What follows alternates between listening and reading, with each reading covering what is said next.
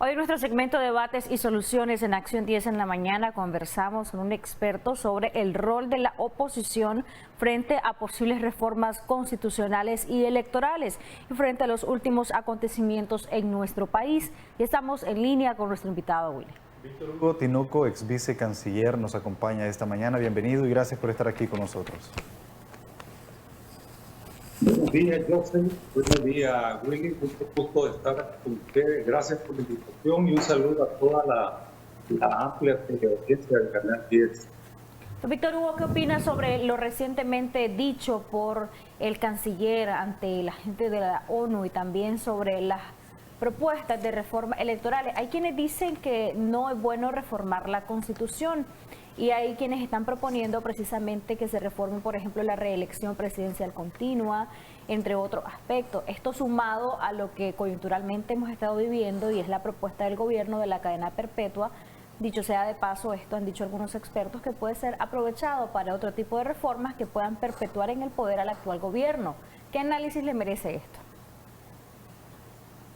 Bueno, mira, el papel de la oposición en toda esta crisis, yo puedo decirte con certeza, es fundamental. Si aquí hay una tarea que tenemos los nicaragüenses, es la tarea de construir una oposición fuerte, una oposición unida, donde estemos la mayor cantidad posible de fuerzas políticas y, si es posible, todas las fuerzas que son determinantes en este país, y una capacidad organizativa de esa fuerza en el territorio, en los municipios, en los departamentos, donde se vaya estructurando la fuerza capaz de derrotar la maquinaria orteguista que se ha establecido durante 20, 30 años en este país. Ahora, con respecto al plano internacional o cómo se maneja el tema de Nicaragua a nivel internacional, y tal como le preguntaba Jocelyn, hubo una intervención de parte del canciller donde considera este tipo de agresiones, por ejemplo, la condena que hizo las Naciones Unidas con respecto a la situación de Venezuela. Manifestaban de que se han cometido crímenes de lesa humanidad.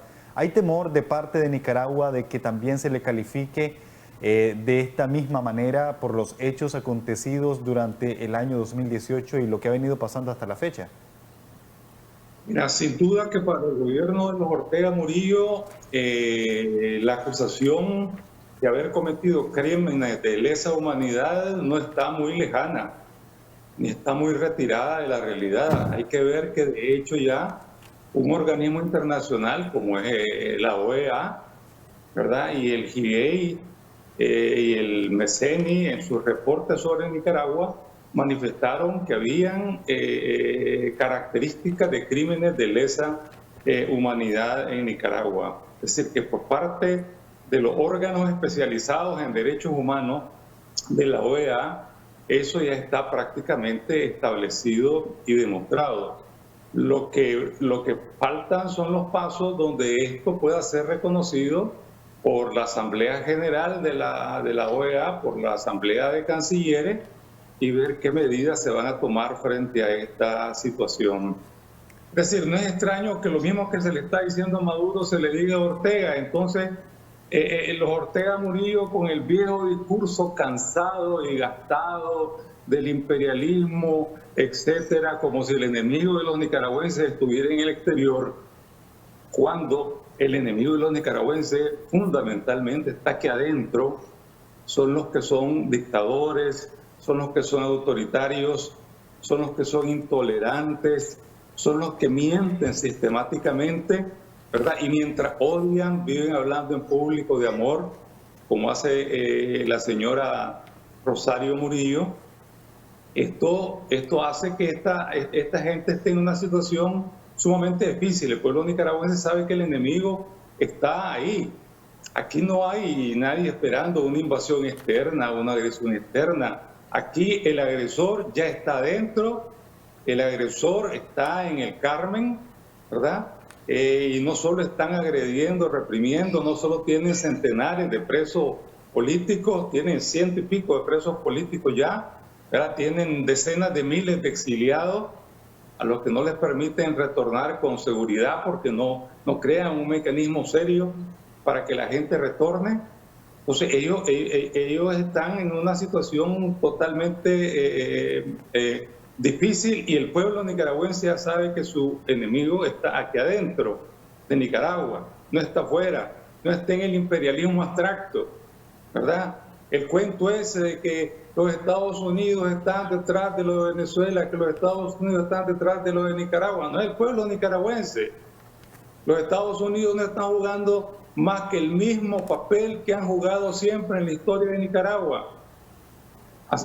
Están, si acaso, detrás de toda esta situación de Nicaragua, dándole seguimiento y empujando una solución de la misma manera que lo estuvieron detrás de la salida de la dictadura de Anastasio Somoza, de baile de Nicaragua. Ahí estaban los gringos detrás empujando para que Somoza se fuera y buscando una salida. Y detrás de la salida de Somoza estaban no solo los Estados Unidos, que estaban empujando indirectamente y directamente por la vía diplomática, sino que estaban gobiernos metidos en la salida de Somoza. Estaba el gobierno de Cuba metido, estaba el gobierno de Costa Rica metido en la lucha contra Somoza, estaba el gobierno de Panamá metido en la lucha contra Somoza, estaba el gobierno de Venezuela metido en la lucha contra Somoza. Es decir, habían por lo menos 5 gobiernos de América metidos directamente empujando la salida de Somoza. Y precisamente con esa acción internacional que hubo en su momento, ¿es posible de que en esta ocasión podamos esperar algún tipo de resoluciones que efectivamente esta vez puedan hacer tambalear la política que está llevando a cabo el presidente Ortega? ¿Podemos esperar algo de parte de la ONU? ¿Podemos esperar algo de esa reunión de la Organización de Estados Americanos para el próximo 20 y 21 de octubre? Bueno, yo estoy seguro que la OEA va a actuar. La OEA va a presionar. El problema de Nicaragua afecta a todo Centroamérica y afecta de alguna manera a la estabilidad de la región latinoamericana inclusive. Entonces, yo estoy seguro que la OEA va a actuar. La discusión en este momento no es si la OEA va a actuar, si el secretario general Almagro va a actuar. Yo estoy seguro que van a actuar. Estoy seguro que van a presionar a Ortega, le van a proponer una salida, le van a proponer un curso a seguir para salir de esta crisis, ¿verdad? Lo que está en discusión es cuándo le van a proponer ese curso, si va a ser este próximo mes que se reúne la Asamblea General, ¿verdad? O va a ser un poco después, ¿verdad? Posiblemente ya con el gobierno que quede confirmado, con el nuevo gobierno que pueda haber en Estados Unidos, o si se confirme el mismo.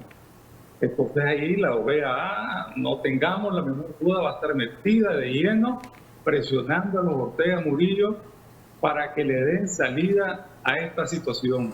Don Víctor Hugo, hay quienes tienen sus reservas. Hay quienes tienen sus reservas en cuanto al papel de Luis Almagro al frente de la Organización de Estados Americanos y del rol que éste pueda desempeñar respecto a la situación de nuestro país.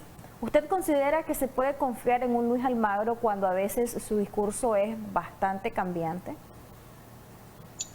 Bueno, mira, yo creo que el secretario general de la OEA actual, Almagro, es uno de los secretarios que ha estado en la historia de la OEA más directamente comprometido en la lucha por la democracia en el hemisferio occidental, en América Latina, ¿verdad?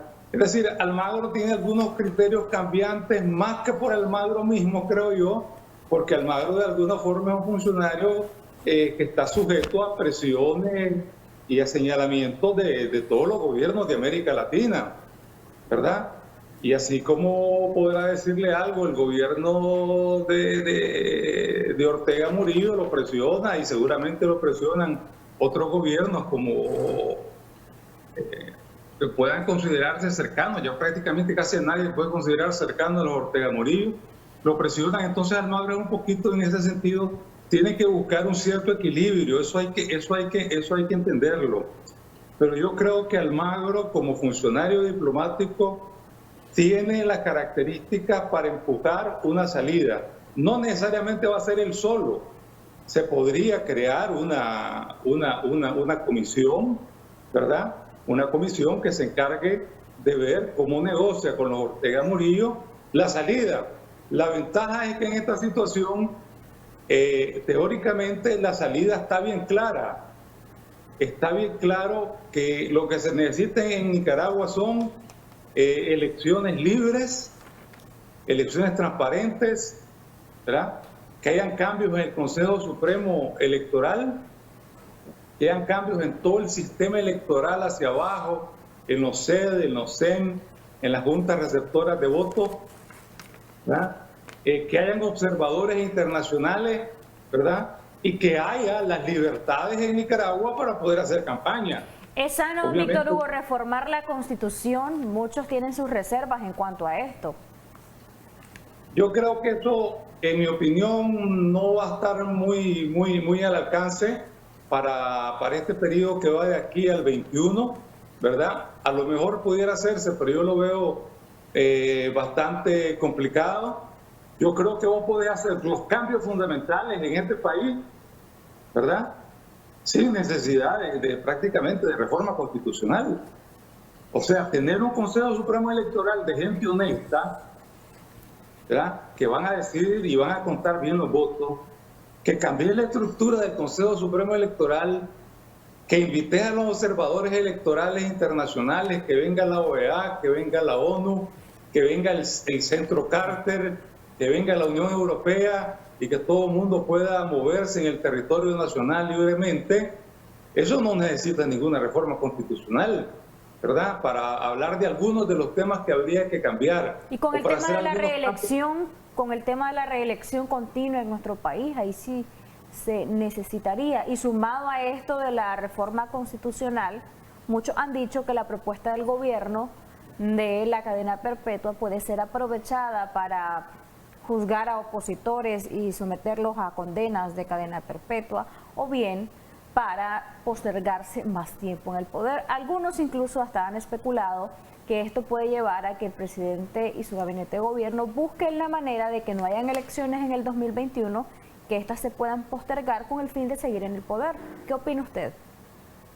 Mira, posibilidades teóricas existen, pues, pero las realidades son las concretas. Las realidades son: Ortega hace elecciones libres, Ortega se va a meter en un callejón y en un hoyo súper complicado, del que va a salir peor, él y su familia van a salir peor de lo que saldrían si salen por la vía de una elección libre y transparente. Esas son las únicas dos opciones, creo yo, reales que existen. Aquí, forma de prolongarse en el poder eternamente, ya en este siglo y desde finales del siglo pasado, ya no existe. Mira, Nicaragua es distinta. Yo quiero decir una cosa. Recuerden que, a diferencia de Cuba y de Venezuela, Nicaragua es un país con una experiencia bien especial. En Nicaragua han existido las dos fuerzas guerrilleras más grandes de la historia de América Latina. En ningún país de América Latina han habido fuerzas guerrilleras tan grandes como las que han existido en América, como en Nicaragua, ¿verdad? Como fueron las fuerzas guerrilleras del FSLN en los años 70, que estaban respaldadas por 5 gobiernos extranjeros, como te digo, y después la fuerza guerrillera de la resistencia nicaragüense, que estaba respaldada fundamentalmente por los Estados Unidos. Y fueron fuerzas guerrilleras, verdaderos ejércitos. Entonces, Nicaragua es un país mucho más difícil de manejar y pretender sojuzgar, como puedan haber sojuzgado durante 60 años a los cubanos, o como puedan haber sojuzgado durante 20 años a los venezolanos. Yo creo que Ortega está consciente de eso. Ortega conoce la historia de este país y ha vivido la historia de este país y sabe, creo yo, que si él no encuentra una salida negociada, electoral, ¿verdad? Él se va a meter en complicaciones mayores. Porque lo primerito va a ser, si él no hace elecciones libres, que Ortega no va a ser reconocido como gobierno legítimo. Ortega va a dejar de ser presidente reconocido por el pueblo nicaragüense y por la comunidad internacional, aunque esté en el poder. Va a dejar de ser doña Rosario Murillo vicepresidente, aunque esté en el poder, pero no va a ser reconocida por nadie. El Parlamento va a ser un Parlamento espurio, sin reconocimiento internacional. Me explico, es decir, es una situación sumamente complicada. En ese escenario, Ortega, ¿de dónde va a sacar recursos? ¿Quién le va a dar dinero? Los chinos no le van a dar dinero. Los rusos menos todavía, porque los rusos andan buscando. Y Cuba mucho menos, que Cuba anda buscando, igual que Ortega, quien les dé dinero. Entonces Ortega sabe que él no tiene salida. Lo que pasa, creo yo, es que Ortega está buscando cómo hace un remedio de elección libre que pueda ser aceptado por la OEA, ¿verdad? O por los Estados Unidos y por la comunidad internacional latinoamericana y europea. Y es cierto lo que han dicho algunos analistas de que Ortega también está esperando de alguna forma a ver qué pasa en las elecciones de Estados Unidos, porque Ortega tiene la ilusión, en mi opinión, la vana esperanza de que un cambio de gobierno en los Estados Unidos le va a poner las cosas fáciles. Y yo creo que se equivoca. Si los demócratas tienen un arma de lucha importante y llegan al poder y tienen un arma de lucha importante, es que no hablan mucho y solo hablan de una cosa: elecciones libres. Y en eso están clarísimos. Y saben que en Nicaragua hay una dictadura. Ya lo dijo Biden, ya lo dijo la misma señora Kamala Harris, la candidata a vicepresidente de los demócratas, si acaso ganaran, ¿verdad? Ya llamó dictadura a Ortega en unas entrevistas recientes. Entonces yo creo que Ortega se hace ilusiones vanas de que con los demócratas a lo mejor va a poder conseguir algunas condiciones mejores para que haya unas elecciones aceptables en donde él no haga muchas concesiones. Yo creo que ese es el juego de Ortega. A eso es que está apostando. Pero en el peor de los escenarios... Los demócratas... Pero en el peor de los escenarios, entonces usted no descarta de que si no hay elecciones transparentes, la situación de Nicaragua se podría complicar y tal como lo mencionaba, esos procesos históricos de violencia en nuestro país podrían repetirse, podría surgir nuevamente una lucha armada en Nicaragua. No, mira, yo no tengo la menor duda que Ortega no hace elecciones libres, aceptables por el pueblo nicaragüense, del año 21, ¿verdad? Aceptables por el pueblo nicaragüense y aceptables por la comunidad internacional. Aquí Nicaragua y la dictadura entran en una espiral sumamente difícil y complicada, sin precedentes. Es decir, Ortega va a estar en el poder gobernando como un grupo delincuencial que controla el poder a la fuerza, que controla unos paramilitares, porque controla unos policías y porque tiene sojuzgado a un ejército, ¿verdad? Tiene sojuzgado. Entonces, ese es un gobierno de facto, es un gobierno como podría ser el de una mara, el de una organización criminal. A ese nivel va a estar. Entonces ahí se va a desembocar una situación muy probablemente de violencia. Yo no te podría decir que la violencia que pueda venir después va a ser una violencia como la de los años 70 contra Somoza o como la de los años 80 contra el gobierno sandinista, pero no tengo la menor duda que la violencia va a crecer, que la rebelión urbana va a crecer, la rebelión rural va a crecer, las formas de lucha se van a profundizar, las formas de lucha se van a radicalizar. Eso lo digo yo porque esto es un hecho objetivo, la experiencia de la vida me lo dice. No es que yo lo desee, porque es un escenario terrible para Nicaragua, pero es lo que va a pasar si no hace elecciones libres. Entonces aquí no sabemos qué forma va a asumir la violencia. Yo no creo que sean una copia al carbón de lo que pasó, como te digo, en los 70 y los 80, pero va a haber sin duda niveles de violencia y una situación insostenible en Nicaragua, que no sabemos lo que pueda pasar. Aquí hace solo 2 años se movilizaron 500,000 de nicaragüenses en las calles para que Ortega se fuera. Y Ortega tuvo que sofocar a balazos esas manifestaciones. Es decir, aquí también ya hay una nueva experiencia de lucha cívica, de lucha de calle, que se va a mezclar con otras formas de lucha. No le busco una salida realmente a esta situación. ¿Cómo está el tema de la coalición nacional y el hecho de que hay organizaciones que todavía no se han sumado en su totalidad o están sumadas, pero todavía hay ciertas dudas, como la Alianza Cívica, y las que no se han sumado completamente, Ciudadanos por la Libertad? De hecho, se esperaba que firmaran el tema de la reforma electoral, la propuesta que se realizó, y no fue así. ¿Qué opinión tiene usted al respecto?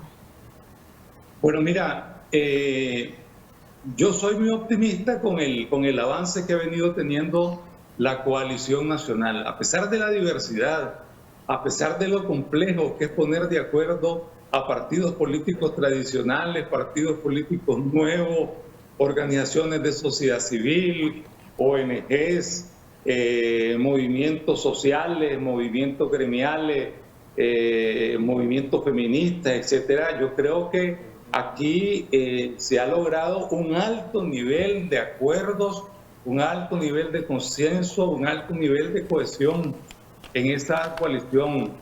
Yo creo que algunas de las tareas principales ya están logradas, ¿verdad?